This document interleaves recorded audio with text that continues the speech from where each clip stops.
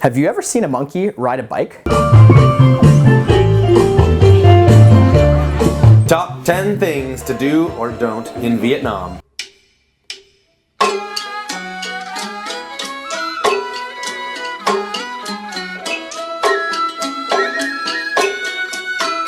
Getting robbed. Don't do it. Try to avoid this at all costs. Parker unfortunately got pickpocketed by 2 women. I need you guys to do the double tap all the time. Just touch your pockets every couple of seconds. Not cool. Parker had all of our money in his wallet. Another situation, I got hugged by a cab driver. He lifted me up and thought it was hilarious. I'm laughing, ha ha ha. What he was doing was shimmying my cell phone out of my pant pocket. Get a full body wax. This is really happening. Actually, don't get a full body wax. Cost $1 million dong. It took 5 hours. There's, I don't know, 5 to 8 people working on me. It was not an enjoyable experience. They touched me in awful places. I don't think anyone's ever touched me like this before. Hanoi. This is the capital of Vietnam. It's a massive city and there are tons of people in it. How to cross the street? You literally just need to walk.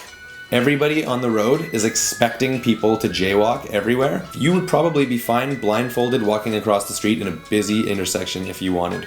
Milk was a bad choice. Mui Ne, beautiful place along the beach, just tons of resorts, a lot of Russians.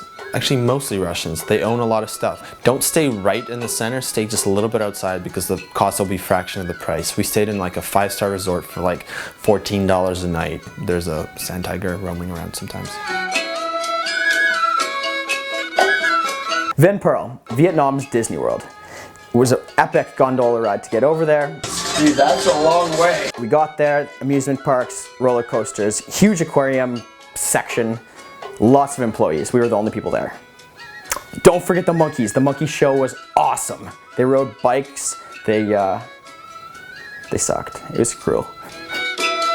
Sand dunes. North of Mui Ne, they have white sand dunes and you can rent quads. Do not rent the little one, rent the big one. And you can just crank it up these sand dunes.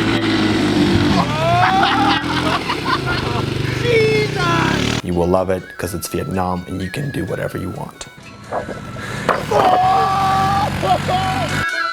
Food in Vietnam. Viet subs. 50 cents on the side of the road. They put some sauce in, they put some meat and some sprouts. Pho. In Vietnam, it's called pho. One of the times we pulled over for lunch, there were literal pig hooves in our soup. Chow. You don't want to get it. It's dog. And I feel bad about eating dogs. But they do that there, it's part of their culture, and it's not weird.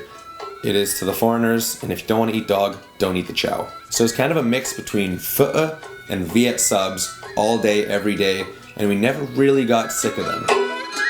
Ostriches. In Vietnam, you could A, eat ostriches, B, ride ostriches. We did both. We liked riding them better.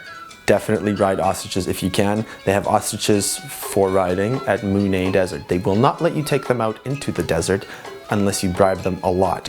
How much? Just one. Yeah. One person taking the desert. Take the ostrich out. Halong Bay. Halong Bay is one of the most beautiful places water-wise that I've ever been to. All these islands everywhere, they have cool stories about how they got there, formed from dragons' tears, yada yada yada. Very good experience, and the tour guide knows so much about it that it's even kind of cultural. They probably have a couple of them, but the name that sticks out is the Jolly Roger. And basically it's just a big party. They have all sorts of drinking games, there's cliff jumping, there's snorkeling. Buy motorcycles. When we got to Vietnam, we heard it was an amazing journey to buy motorcycles and go up the coast. That's exactly what we did. Well, I was turning my bike around to help Parker because he what's going on with your got bike? a flat tire. It fell over again. They cost about $300 US each. They broke down every single day, and it was the most exciting adventure of my life. What's happened throughout the day? Well, almost died a couple times. Riker's almost died a couple times. Russia's almost died a couple times. Parker's pretty much almost died a couple times. Parker almost died when he ran into a big crate of Tiger beer. Riker just went in the ditch. Parker's got 2 flat tires. And I just found $100. $100, baby, better than 20. Crashing motorcycles is not something that you want to do, but we all did. Here's a great story for you. Subscribe down here and watch some more footage up on the right. But Parker's driving and he's trying to pass 18-wheeler on the wrong side. This is the bike lane. It's like, you know, sometimes people are coming at you. He's not going fast enough. There's a small kid in the bike lane, doesn't see him, and needs to hop the curb or else he's going to crash. But what he doesn't really realize, I don't know how he didn't see it, there's a giant box, like a mountain of beer boxes. He hits the mountain wall of beer boxes about 40 or 50 kilometers an hour, and beer explodes everywhere onto the highway. We all stop, make sure he's alive, so we start to laugh. This is ridiculous, and the Vietnamese came out, and they were a little upset at first, but realized we were willing to pay for the beer that we had, you know, sliced open. And in the end, I think it cost us about 40 bucks. We ended up with 150 cans of beer and a small potato sack. Tied it to the back of our bike, and we were on our way. Don't crash. Vietnam.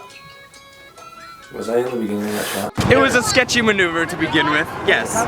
However, the guy cut me off, and I crashed into a big stack of beer boxes. Then, a whole bunch of beers blew up and exploded and made a big mess. And then, 7,000 Vietnamese people came and crowded around us, and it was scary. And now we've got a whole bunch of beer to drink tonight. That's the story.